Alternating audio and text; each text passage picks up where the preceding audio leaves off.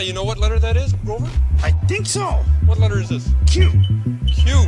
This is indeed a Q.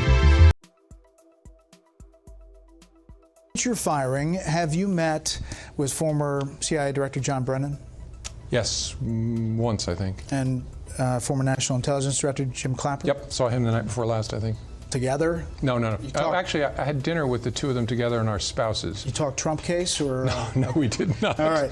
After your hand-picked deputy, Andrew McCabe, was fired, you tweeted this. You said, Special Agent McCabe stood tall over the last 8 months when small people were trying to tear down an institution we all depend on. He served with distinction for 2 decades. I wish Andy well. I also wish continued strength for the rest of the FBI. America needs you. You know, the Inspector General found that McCabe lied 4 times, 3 of them under oath. Kimberly Strassel from the Wall Street Journal tweeted a lot of possible questions for you, but here's one. Please discuss Andrew McCabe and the IG report that finds he lied repeatedly, both to you and about you. Do you still believe he stood tall, as you tweeted in January, or is he one of the small people helping to tear down an institution? Yeah, I still believe he stood tall. He represented himself and the organization under tremendous stress during that period after I was fired. But I read the IG report as you did. It concluded that Andy had not been candid. This is what accountability looks like in the Justice Department. Should he be prosecuted? That's not for me to say. Well, wait, you said it in the Clinton case. Well, I was then the director of the FBI. Which I'm a was not your role at that moment. Private citizens should not be calling for the prosecution of people in a case they're not involved in. But I do believe, as it routinely happens, the IG will likely refer it, or has referred it, to a U.S. Attorney's Office to look at it. So, did you... You see the disparity here where people look at how the Clinton case was handled and how the Trump case is handled. Did you tell lawmakers... I don't see disparity, Did you tell lawmakers that FBI agents didn't believe former National Security Advisor Michael Flynn was lying intentionally to investigators? No. You did not. And I saw that in the media. I don't know what. Maybe someone misunderstood something I said. I didn't believe that and didn't say that. About the controversial text messages, we just received a lot more up on Capitol Hill today. If you knew back then, when you were in charge of the investigation, and you saw those texts between Peter Strzok and Lisa Page, the level of animus they had against President Trump, what would you have done? I'd have removed both of them from any contact with significant investigations. So shouldn't their work... Including those involving anybody connected to President Trump, but beyond that, because it's just such poor judgment. Shouldn't their work product then be questioned? Sure, it's a reasonable question to ask. So they were bad-mouthing everybody, including the candidate Trump. So Peter Strzok interviews Hillary Clinton, deals with the bleach bit and the server and Cheryl Mills, all of that, interviews Michael Flynn, and is integral in this whole case. But he's one of many other people involved in all the things you just ticked off. It's a reasonable question to ask, and I can tell you this. When I saw the text, I was deeply disappointed in them, but I never saw any bias, any reflection of any kind of animus towards anybody, including me. I'm sure I'm bad-mouthed in those texts. I'm just not going to read them all. Never saw it. But that's why we had such a big team of people. Well, you were in charge. To bang on each other. So the buck stops with you. Of course. Okay. Of course, I'm responsible. Jonathan tweeted in, what was the insurance policy Deputy Director McCabe, Strzok, and Page were discussing in his office? I have no idea. Any clue? The problem I had reading the text, I'm sure you've had the same challenges. If anybody pulled any of your listeners' texts or viewers' texts and there's no context, it's hard to figure out what they're talking about. So there's a lot of text. There's a lot of context with those guys. Well, the ones I've looked at, I've had a hard time figuring out. This morning, the president also said this on Fox and Friends. You look at the corruption at the top of the FBI, it's a disgrace. And our Justice Department, which I try and stay away from, but at some point I won't. What do you think he meant there? I don't know. I hope he didn't mean that he's going to decide by executive fiat to direct the actions of what is supposed to be an impartial law enforcement function. Lady Justice has a blindfold. It should stay on. Did the Inspector General interview you about your handling of the memos? Sure, yeah. Has already. And I expect a report from them, not on the handling of classified information, because that's frivolous, but on, did I comply with policy? Did I comply with my employment agreement? You said you didn't leak, but there's a New York Times story in April 2017 that first reported the Lynch email. You didn't write about it here in this book because you said it's classified. The New York Times wrote a lot about it. Did the FBI Public Affairs coordinate that story? Not to my knowledge, and I'm not going to comment on any stories because I'm not allowed to confirm or deny classified information. All right, in the infamous Oval Office meeting with President Trump, when you asked you to stay behind one-on-one, you write in the book that you felt awkward. You didn't like it. Correct. You had been one-on-one with President Obama in the Oval Office. Correct. But this was different. Yeah, because he booted out the Attorney General of the United States, who was lingering, trying to stay. As opposed to the presidential photographer who President Obama boots out. Sure. Okay, so you say you didn't push back when he said he hoped you could see your way clear of letting Flynn go, that he was a good guy, hope you can let it go. You said you didn't push back and that he should have known that he couldn't do that. All right, so let's assume that's true, that he should have known that. Is it possible there was another reason why you didn't push back, and that is that you wanted to keep your job? It's possible, but it's not the case. At least I don't remember thinking about that at the time. You told CNN last night that you didn't think you'd be fired, that, you know, had you not been fired, you would still be working as FBI director tonight. Yeah. In fact, that was my intention, to serve another 6 years. So despite the fact that now you say that this president is morally unfit, that you say impeachment is too good of a remedy on the book That's not tour. what I said. I said, in a way, I hope not, because I think the voters need to speak. Exactly. And on the media tour and the Blitz, you basically are encouraging voters to vote Trump out of office because he doesn't line up with your values. I'm asking them to vote their values, and what I believe your viewers would agree are America's values. Okay, but as of tonight, had you not been fired, you'd still be working for this guy that you say is like a crime boss, who is morally unfit, who you just don't agree with on principle and values. You'd still have that job tonight. Absolutely. And my goal would be to protect the FBI and serve the President of the United States. When you say I to respect that Republicans- office tremendously. When you say to Republicans, why do you work with this president, and then sit there and say you would still have this job tonight, isn't there a disconnect there? No, because elected officials in Congress have a public platform and are responsible for communicating with the voters in a way the FBI director is not. My job would be to protect the independence of the institution. Their job should be to represent the people who elected them. Mr. Comey, the book, Higher Loyalty, has been very successful. We appreciate your time, traffic, and all, sir. Thank you for your patience and your good questions. Thank you.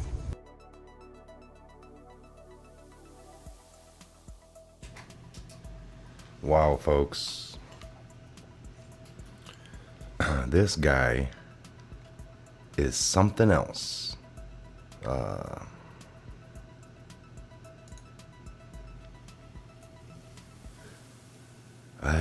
The American people should decide. Well, we did. We voted Trump in. That's why he's sitting there. That's who America voted in.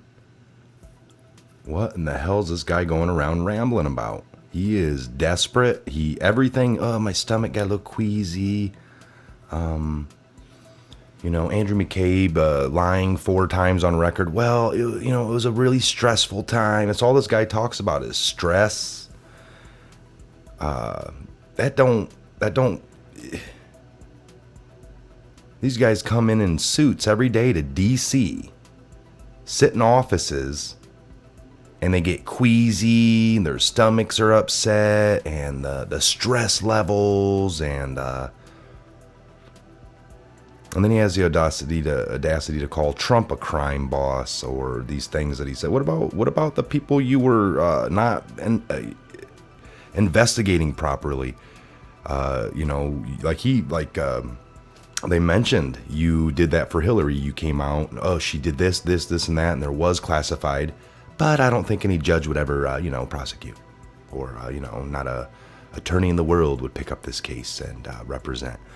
He said all these things that he shouldn't have, and then he tells us, well, I don't think the American people should be, calling for crimes or investigations on things they don't know nothing about.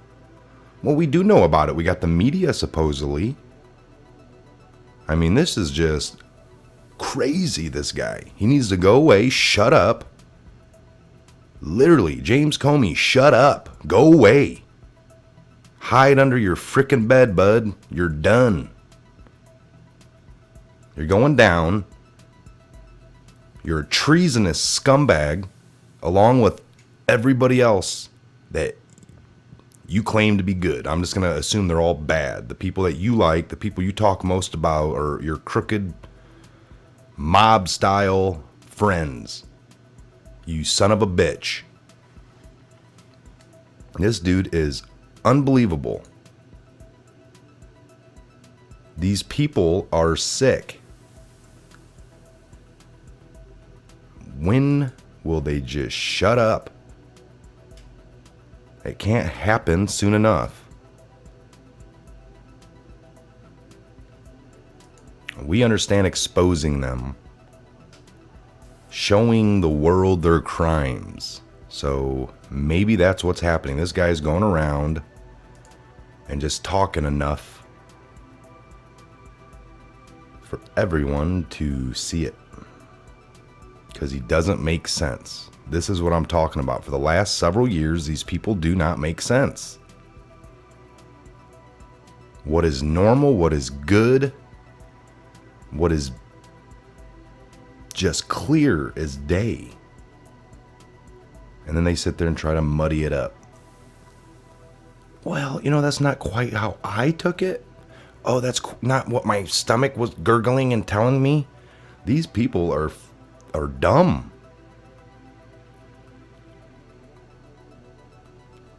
Just dumb to the highest levels, folks.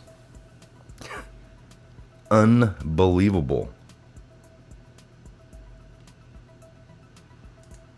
I cannot stand it anymore.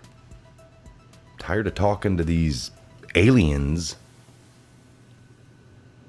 You see the same spin on CNN, MSNBC, facts presented, clear-cut facts. And they're like, well, we're looking into Russia. We're going to find something, maybe, possibly. We're hoping. That's why they're ignoring all this.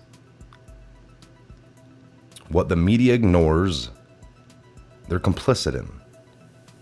They ignore, deny, until they can't anymore. When it starts coming up the back end, up,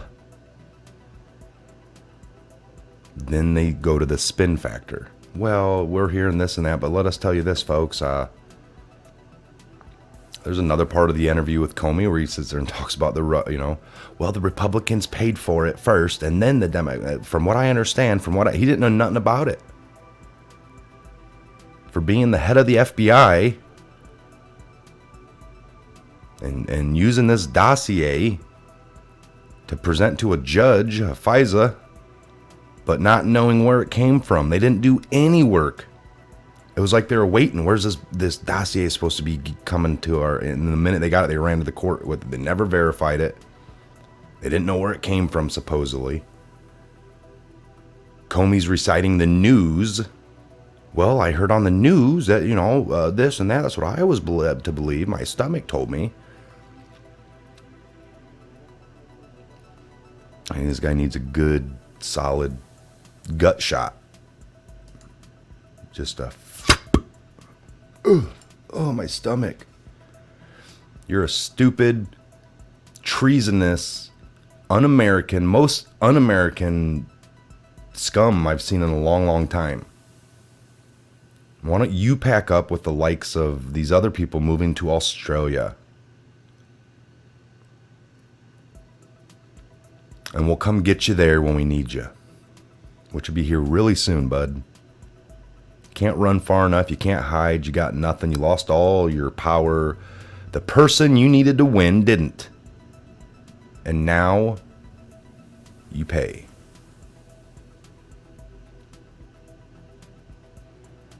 You treasonous scumbag. All right, folks. This is Mike. This is a Patriot Hour. Just wanted to get that off my chest. Please subscribe, like, share, ring the bell, leave us a comment, drop us an email, check the description box. I will leave the link for that YouTube video in full. I think it's about 19 minutes. There's a little bit of a excerpt of it, all right? So check the description box, folks. Again, I'm Michael. It's Friday morning. Have a great day. Godspeed. God bless each and every one of you. We'll see you back here real soon for the next update video. Good day.